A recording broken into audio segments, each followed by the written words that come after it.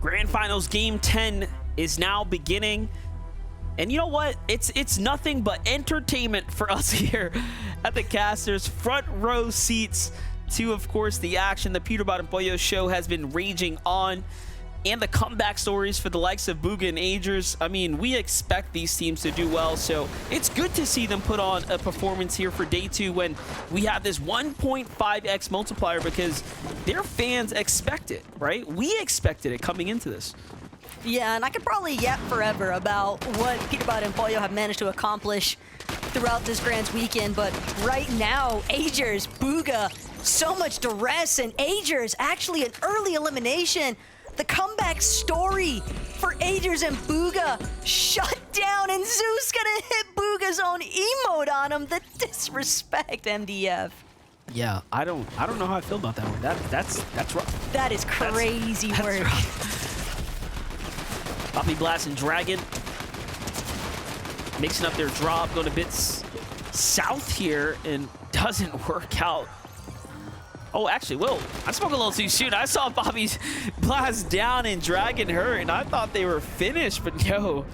Dragon does clutch up there against Victor and B-Dog. Nicely done. Just not something we've been able to say a whole lot of out of Poppy Blast and Dragon this weekend. They have definitely been more so on the receiving end than anything else, so it's nice to see them with a little bit of fight back still.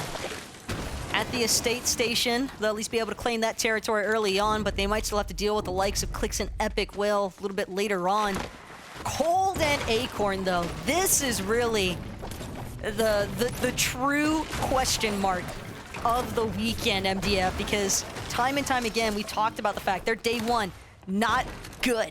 Their day 2, however, has been phenomenal so far, and they're making a very real run at that top 3.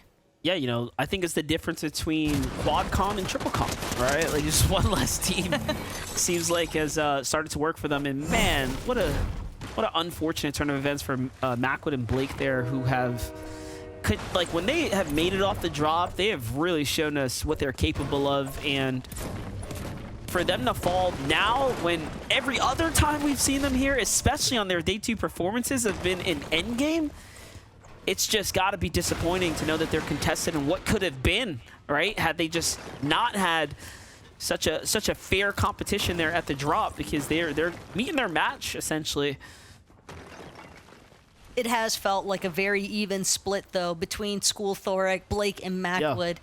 Those teams definitely relatively well matched for each other. And now it's also going to come down to School and Thoric. Can they translate this early game off spawn win into a late game run, because they're another duo that desperately needs some points if they want to get a little bit of leapfrog situation going inside of those leaderboards.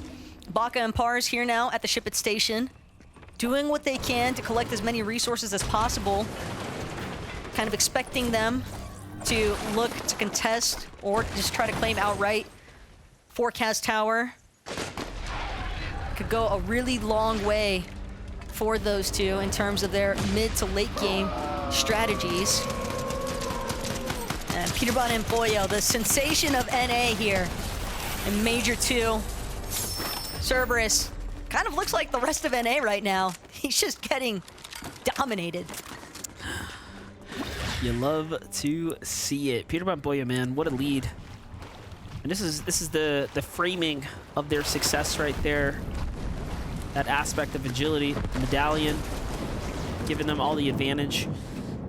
Or Zeus Thunderbolt action, if you've been waiting for it. Azens and Magia right now. 166 points earned here after 2 days of performance, coming into game 10 right now. Definitely short, I'd say, of their own expectations. However, we got a fight right now with Jack and Cease here against Pars and Baka. And Jack actually hits the opening tag, but Cease punished as well, so it's even trades on all sides. Like what we're seeing from Jack here as he's trying to claim some of the surrounding land. Seems as if Baka and Pars, though, they were ready to fight back. Third party from afar. Cease Jack. Unk takes a massive shot straight to the chest, though. Cease on the run now. Can't get around the cone, though. Baka gonna knock him to start things off here. Jack now forced to disengage, trying to see if he can escape. But the waterbending mythic from afar, Pars, also wasting 0 time. Goes to the engagement, but Jack, he's still got some life left in him. Now it's Pars who gets knocked in return. It's all gonna come down to what Baka can do next. Fortunately, though, Baka does manage to solidify that victory overall, but he's still gonna have to find somewhere else for a reboot ban. He gets Pars' reboot card, but check it out, another team approaching from Pleasant Piazza. And Baka as a solo, he knows he doesn't stand a chance. He doesn't have that many resources left over after that last fight. Yeah, I just can't help but think, like, Cease intentionally chooses a very mechanical, up-and-coming, promising duo to play with, and that is Jack. But when you have Baka and Pars open to edit on you and you're met face-to-face, that reaction speed, he got hit with 2 shotgun shots before he can even make a move. Doesn't matter how good you are, Baka. This is going to be a hard fight. You have Skittles and Trashy right here going up against the likes of 2 really good OG NA players, and Baka is doing what he has to earn his respect and honestly put the numbers down, forcing the chug splashes, solo splashes out of Trashy here. Says all that we need to know. Here comes the edit. Baits him in. Those are his walls. Baka just has only a handful of builds left to work with, though. How do you beat this, right? Like, this is crazy. It is not looking good for Baka. His best odds currently are just looking for an escape. He'll expend his final splash, picks up a fresh Flowberry Fizz, and is still just trying to escape here. But Trashy, Skittles, they know this is a primo opportunity. They are not trying to let Baka escape. Finally, they whittle him down. They get that elimination that they were after all along. And Skittles, Trashy, now hanging out by the ship-it station. They can choose where they want to venture next. A little bit more action continuing to pick up here at Reckless Railways as well. That was a direct exchange of positioning as well on the leaderboards. 8th place taking out 7th, and now they are our 7th place team in the running here. Talking about well-positioned teams, Reet and Ritual, you know, we just gotta jump in with them and see what they're up to. Not looking too hot for the material count, however, little fight potentially breaking out here. You know, one thing we noticed, actually, that I noticed last game is they really didn't have eliminations when they got to the end game. So they're doing something right where they're finding surge damage, although it's not exactly translating into big early game points. But at the same time, if you get that surge damage early, you're going to get those points eventually because your placement's going to be a lot easier to come by when you can just focus exclusively on your positioning, on your rotations. Reet and Ritual, we've also seen a good amount of low ground play coming out of those two. They've been doing an excellent job at just traversing those low to mid ground layers. And if they can just maintain that same pacing that they've been able to repeat perform so far throughout the course of today, could definitely be looking at them locking down that 2nd place position.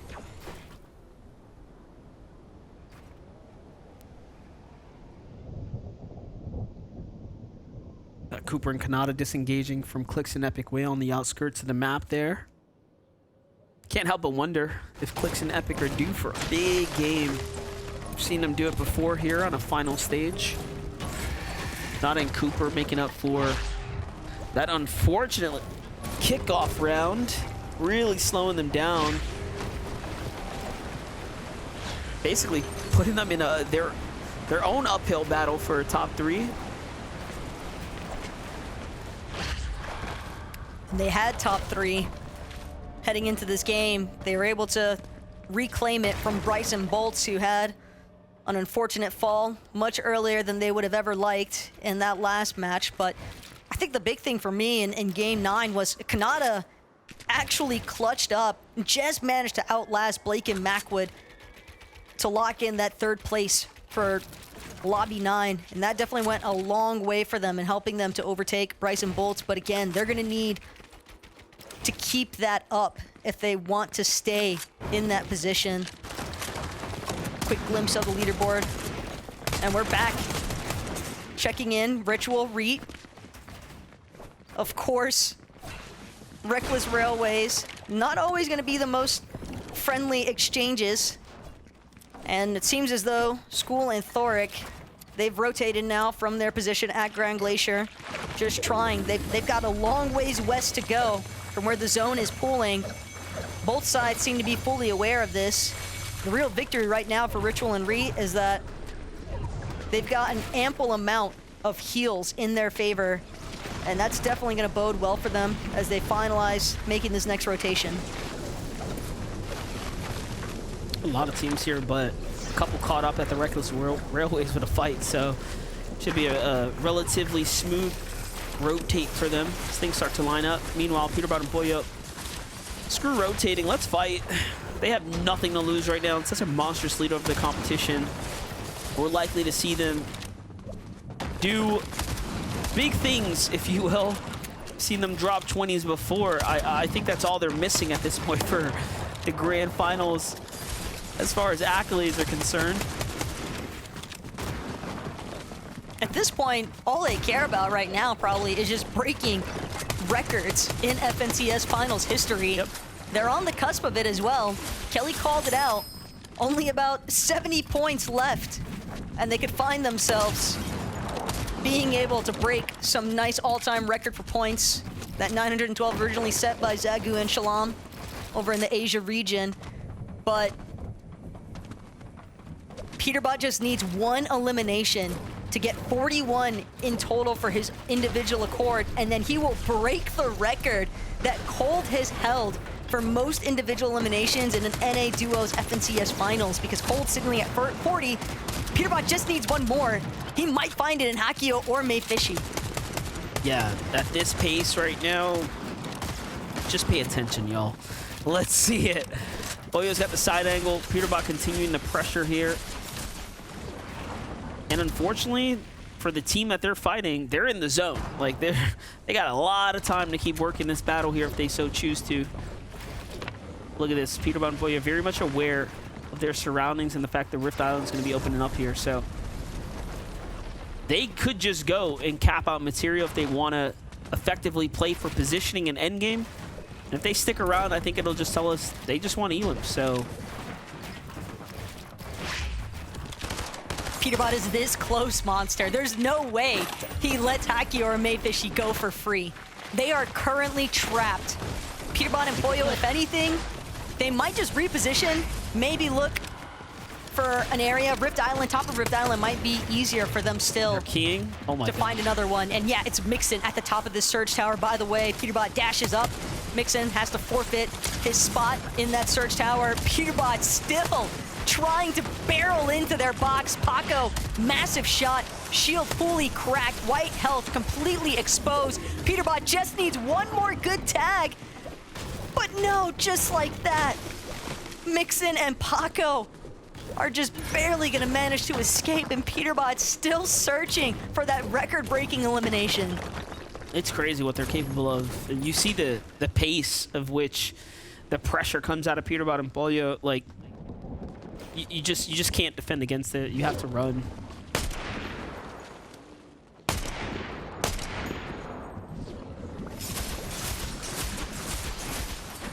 I think the crazier part still, though, is that even if Peterbot doesn't get that 41st elimination in this match, he still has 2 more lobbies, MDF, to try and break that record.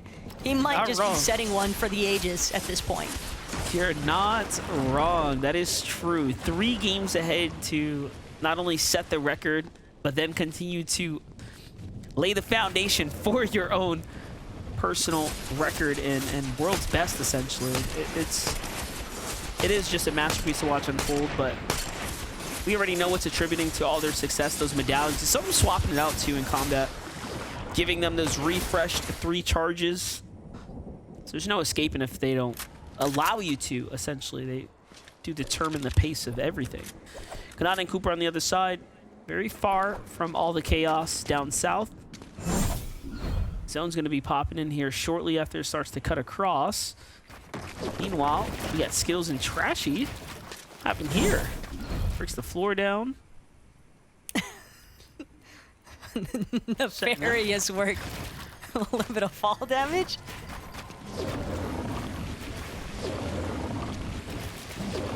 Production got jokes sometimes to the players as well.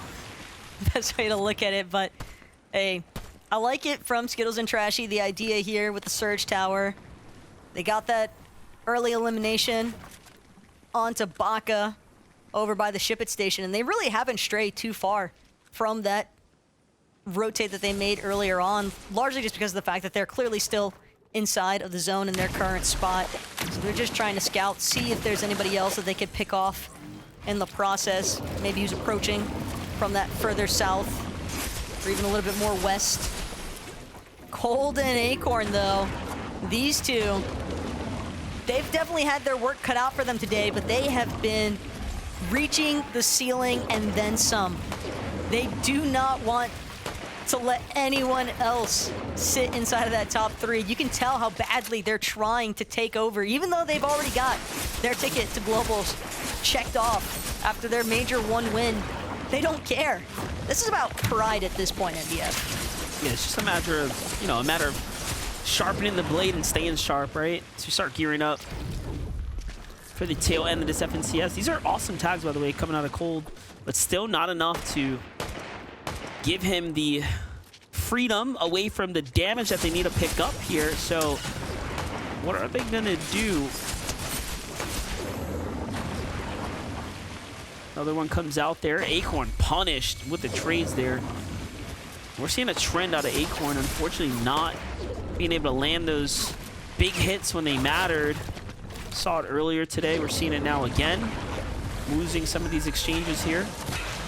Look at the heals. These is going to be very critical heals. So with a team landing down low, they are forced to actually dive on this squad. No more staying at distance, right? Staying at bay. Acorn's hurt by the Storm Surge, but also just in general, taking a monster shot, landing in onto Larson. And yep, it is not looking too hot now. Acorn's going to fall first. All up to Cold here. He's above this Surge, but for how much longer? He actually bails out.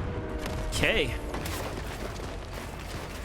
Flies up just to immediately dive bomb right back to the ground.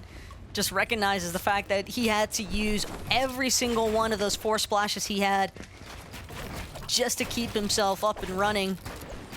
And sure, he might have survived that initial bit of Storm Surge, might have barely gotten just above the threshold point, but now he's left 0 shield. Still trying to acquire a couple more tags. His best case scenario currently is going to be finding a surprise knock onto either a solo he can pick off or even a duo, because that could give him an opportunity to then try and key in, maybe win that exchange. We know how mechanically talented Cold is. Peterbot and Pollo, though, they've got more than enough heals, though, to work through this, but they still got decently taxed, losing a good amount of their splashes. Below the Surge right now as well, so everyone's got to be careful, as they will have to jump in on a team right now. They can't find a tag here shortly.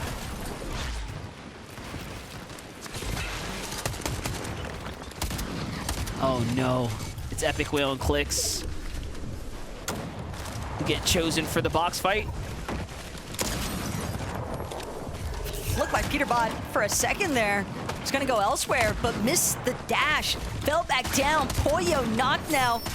Mixin, Paco, they're paying Peterbot and Pollo a visit.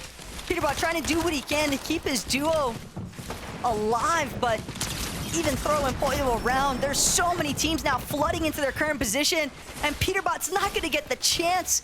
Immediately taken out of this lobby. Paco, Mixin, Krizix, Yasir, just too much pressure smothering him.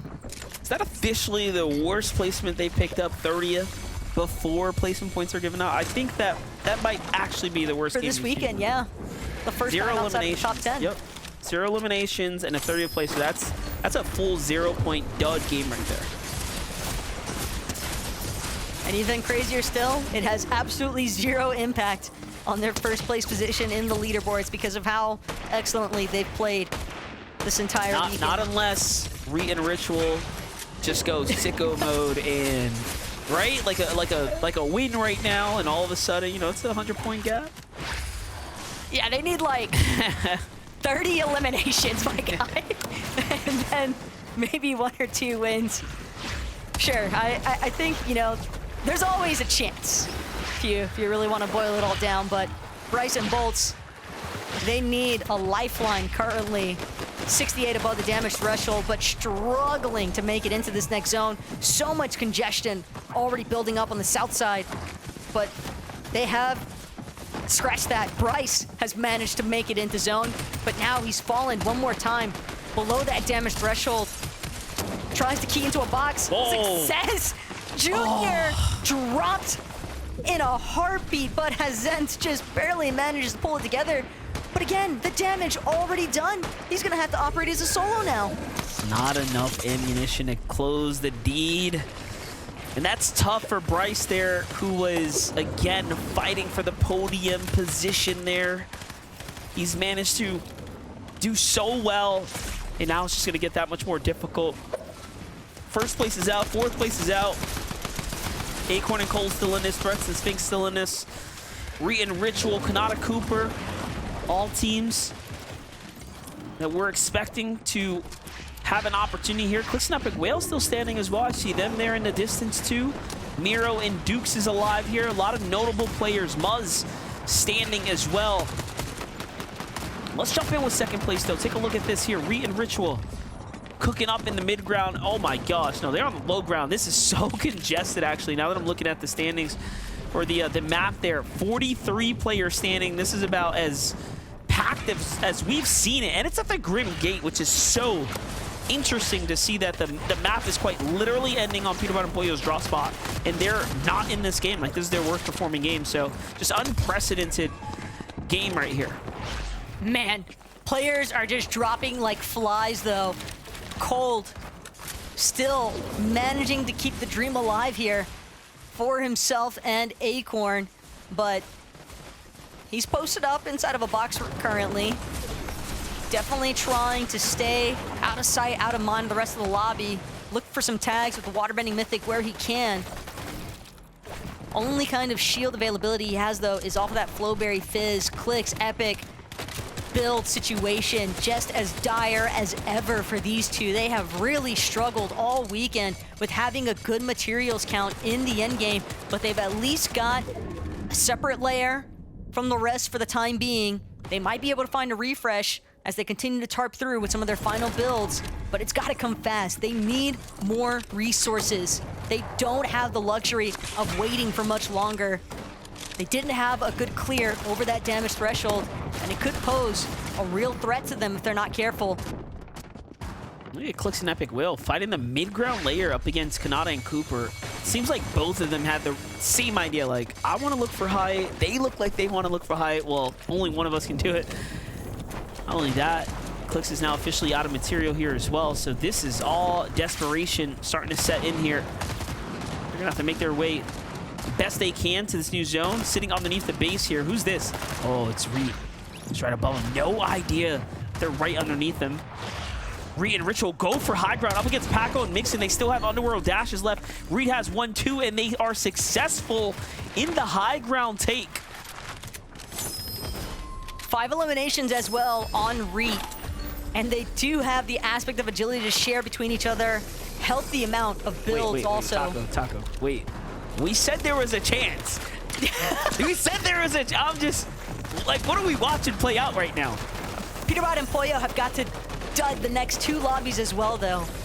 If that chance is really going to circulate its way into the conversation. Clicks is just lost. Epic Whale. Cooper also doesn't have Kanata next to him. Could have a pick here onto Raze. Instead, he's gonna slip by. Cooper's still trying to break some boxes, break some metal walls here. Recognizing the fact that he's down to his last 2 bananas, so he can at least play from the backside of zone for a little bit.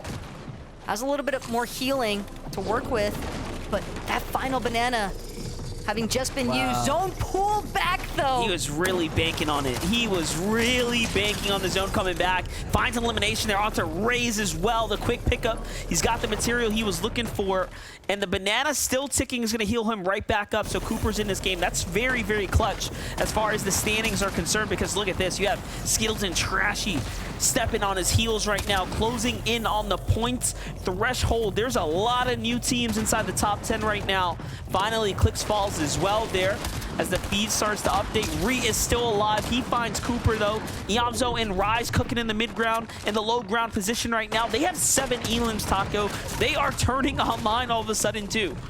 But I'm just looking at that team on high. Reet and Ritual are just dominating this current lobby. They are not allowing anyone to feel comfortable navigating these mid to low ground layers. More pressure just being applied, being suppressed. SMG just posing so many problems. Rise Iamzo, they're forced to just keep trying to move forward. It's Chimp they run into next, but no, behind them. Check it out, it's Reet still claiming even more points off these eliminations. You got Trashy just sitting back like, yeah, you know what? I'm going to just use my med kits, take this top 5, and any other placement points I can squeeze out of this game right now, and things start to slow down. He's got the underworld dashes, so he shouldn't have too much of a problem getting to the safe zone. But that is the story of NA right now, as Reet is still going from his prime positioning. He has 9 elims right now, leading the charge. But don't get too ahead of yourself. That 2v1 right there could be disastrous for him. He does hit that shot, though, and little does he know, there's a player right in between them. It's Chimp, it's Scissors. They're both still standing, by the way, so anything can happen, and just like that, down goes Reet.